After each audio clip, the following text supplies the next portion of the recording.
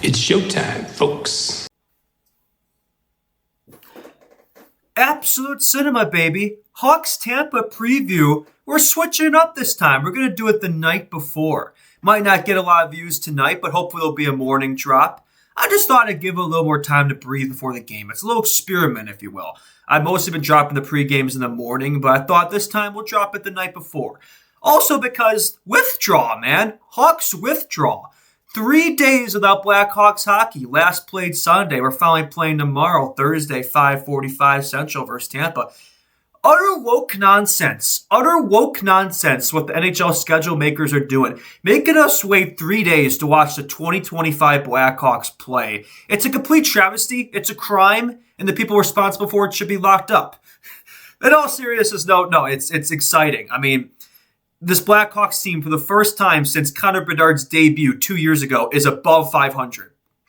I mean, that's a crazy stat. That's a crazy stat. I know we're only 7 games in the season, but man, oh man, like, we actually get excited for these games again because this team is fun to watch. This is a different team. This is a different Blackhawks team than we've seen in years past. And I think there's a lot of storylines heading into this Hawks-Tampa game. Hawks are at Tampa after a bit of a homestand. A lot of storylines going into this one, right? Obviously, a bit of a break, right?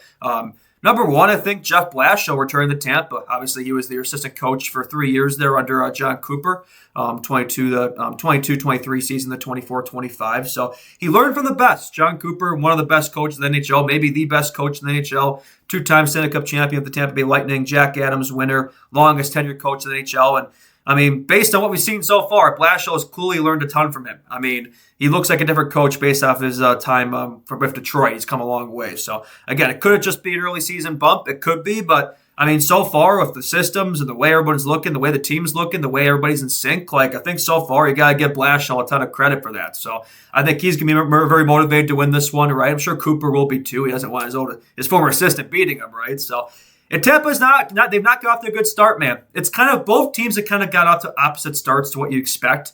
The Blackhawks, everybody thought they'd be a basement lottery team. They're 3-2-2. Tampa, everyone expected to be a cup team, a playoff team, and they're 1-3-2. So kind of opposites to start the season, right? Which might be a bit of a trap heading into this one, right? I don't know if a trap's the right word, but it does kind of feel like Tampa's due. Like when I predict the score for this one, I might give it to Tampa just because 1 win in 6 games. Like it feels like that team is due. Hawks have had a bit of a break, which could be a negative, honestly. I feel like this team was kind of rolling. The momentum was there. It wouldn't surprise me if there's a bit of rust in this one. Because like this early in the season, you don't really need rest. The season just started. You don't really need rest, especially a team that's so young like this Hawks team. Like I think a bit of a break, honestly, probably not a good thing for them. We'll see. We'll see. A lot's transpired since then. Nick Foligno's back. Good to see Nick Foligno back. Good to see he and his family, his daughters, back home, and it's great to see that. That's great news. I think everybody will be pulling for him to score a goal in this one. I'd love to see that. I think I'll predict that. I think Nick Foligno's going to get on the board in this game. I think we'd all love to see that. That'd be a great feel-good story. So hope we could see that. And speaking of life, Andre Burakovsky's he and his wife just welcomed in a child. I can't remember if it's a daughter or son, but yeah, they've welcomed a child. So good to see that. Congrats to Andre Burakovsky. We'll see if he's in the lineup. He wasn't at practice. They had Lucas Reichel slotting in the first line slot there. So we'll see if that's the case for the game, or Burakovsky draws back in. Maybe he's out, obviously to tend to more important matters. We'll see if that's the case tomorrow. I'm releasing this the night before, so some details, some lineup things might change between now and then. That's okay. I'm okay with that. That's the pros and cons of releasing a pregame the night before versus the day of. So I can't control that, right? Brandon Hagel, Blackhawks legend Brandon Hagel, I believe it's his 8th game against the Blackhawks, was traded 2022 trade deadline. That was the move that effectively started the rebuild. That was the move that effectively started it, right? It was Brandon Hagel for the 2023 first round that became Alvar Moore, and then the 2024 first round that became Boisvert. Technically, we had to trade the Islanders, and that first rounder became Boisvert. But effectively, it's Brandon Hagel for Alvar Moore and Sasha Boisvert. Obviously, Boris Kachuk and Taylor Radish, they didn't work out. So effectively, Hagel for Moore and Boisvert. So early returns so far. Yeah, Tampa's won that trade so far.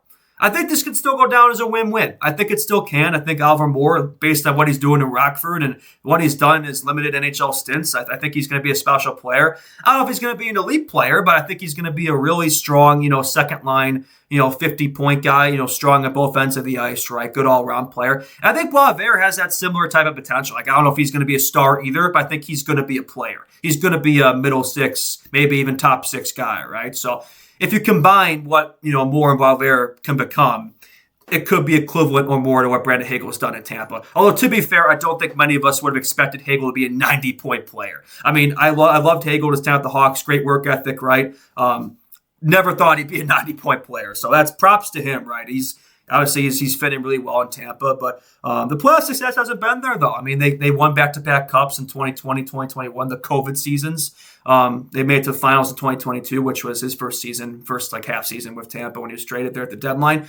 But since then, it's been a struggle in the playoffs, right? 3 straight first-round exits there. And then, I led the Blashall's exit. Now he's our head coach. So, we'll see. We'll see Tampa if they can keep that contention window open. Based on the start of this season, maybe it's coming to an end. They still have a very strong core there. The depth isn't quite there anymore, but they still have a strong core, right? They still got the Kucherovs and the Hedmans and the Points and the Hagels. Like, it's still a very strong team there. But not a great start, though. Not a great start. Other storylines. Dickinson's out of the lineup for the Hawks. And anyway, last week, Top Gun reference, like, not to be, I can't say I'm that disappointed with that, but, obviously I hope he's healthy and gets back soon, but, I wouldn't say that's the biggest loss of all time. Reichel practicing in the first line. We'll see, like I said, we'll see if he actually plays in the first line. I think he's just a fill-in for Burakovsky while he deals with more important family matters, I should say, members too.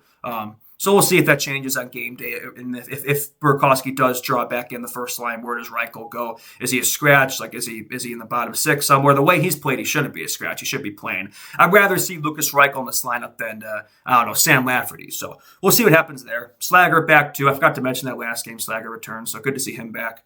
I would say also, one other thing I'd love to say.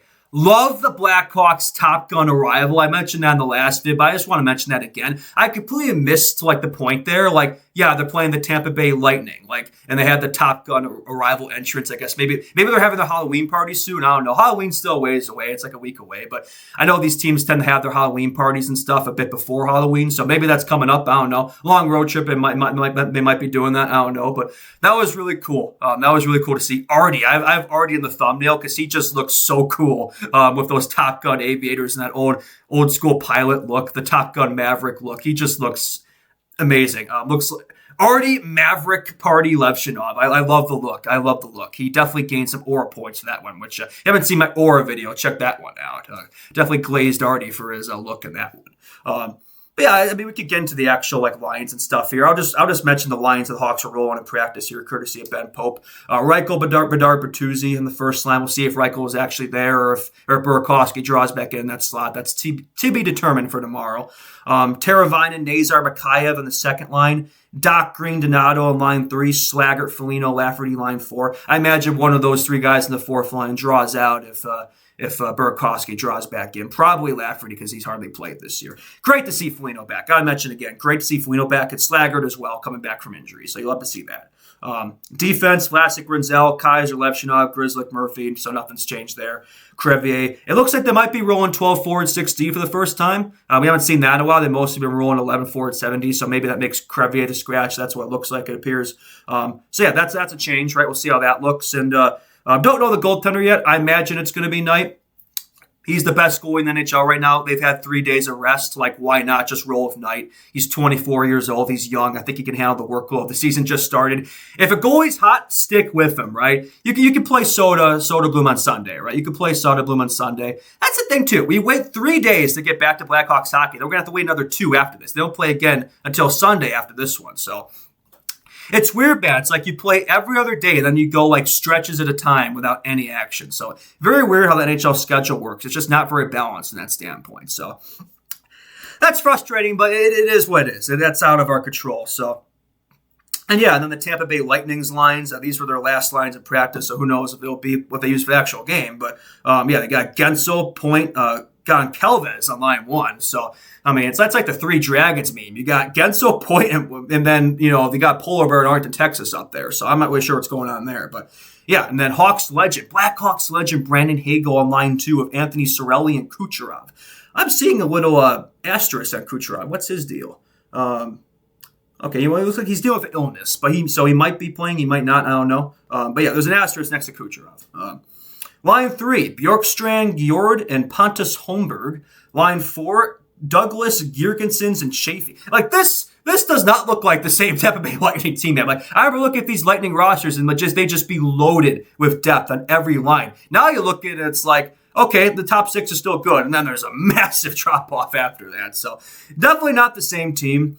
Defense, you got Hedman and Moser, McDonough, Cernak, Lilleberg, and Darren Radish, the brother of Blackhawks legend Taylor Radish. And so interesting little tidbit there. So, all right defense. Definitely not as strong as it used to be, but it's decent. You got Vasti in net. As long as you have Vasti in net, you have a chance, right? Jonas Johansson, one of the backups of all time. They have some injuries to deal with, too. I know Nick Paul was out. That's a big one. Cooch day to day. We'll see if he's back. That would be huge if Kucherov was out. We'll see about that one. I know Bedard. You watch Bedard, and a lot of his game is modeled off of Nikita Kucherov, especially the way those two play. Both the vision they have, the playmaking they have, right? Sometimes the fake little moves they have with the shot, the fake shot. You know what I'm talking about. And then also the way they're able to kind of use their stick to manipulate players, things like that, manipulate the puck. A lot of similarities. If Bedard can become a Kucherov-type player in his prime, that'd be sick. I'd love to see that. Differences, too. There are differences in their game, too. But I see a lot of similarities. I see a lot of comps, even though Kucherov's a winger and Bedard's a center. But although Bedard's a center who tends to play like a winger. That might be starting to change, though. I think you're seeing with Blashill, he's starting to become more like a center, a number 1 center, which I think is good for his long-term development. That's a little tangent. I think it's a tangent worth having. Pookie, right over there. So, yeah, that's Tampa's lines. We'll see if they actually roll with that. I think it's going to be Knight versus Vasi. We'll see about that, but looks like it's going to be Knight versus Vasi, most likely. And then, that leaves score predictions. Yeah, I hate to be the Debbie Downer here, but just, this Blackhawks team, I just can't imagine them being above 500 for a very long time, right? It feels like we're riding a high right now. I hope we can keep riding it, but I don't know. This Tampa team, it feels like they're due. They've got off to a bad start this year, so I think you just look at the records and the way the teams are playing, it's easy to pick the Hawks for this one, but Tampa's got the home ice advantage, right? I think they're going to be motivated, right? Especially playing their former assistant coach. So I'm going to say Tampa takes this one. I'm going to say score 3-2. Every game the Hawks lose, it's like by a goal. They get narrowly edged. I'll say overtime or regulation. Because it feels like half the Hawks games have gone overtime this year. 3-2, 3-2. I'll say regulation. Maybe they can sniff a point. Maybe they can scratch a point in there. But I'll say a 3-2 Tampa, I think, for this one. It'll be a close game. It'll be a close game, but again, I hate to. Maybe it's a good old reverse jinx at play. Maybe this is the reverse jinx, but it feels like every time I pick the Hawks to win, they lose. And every time I pick the Hawks to lose, they win. So I think that's sort of what I'm doing there. So we'll see if that works out. We'll see if that plays out. But I think that's all I got for this one. Good to get back in the swing of things. I haven't done a pre-post game in a while. So be back tomorrow for the post-game show after the game. Yeah, for sure. Hopefully another victory post-game. We'd love to see that. All right, that's going to do it. Thank you all so much for your support. Appreciate the support, man. We're well over 450 subs.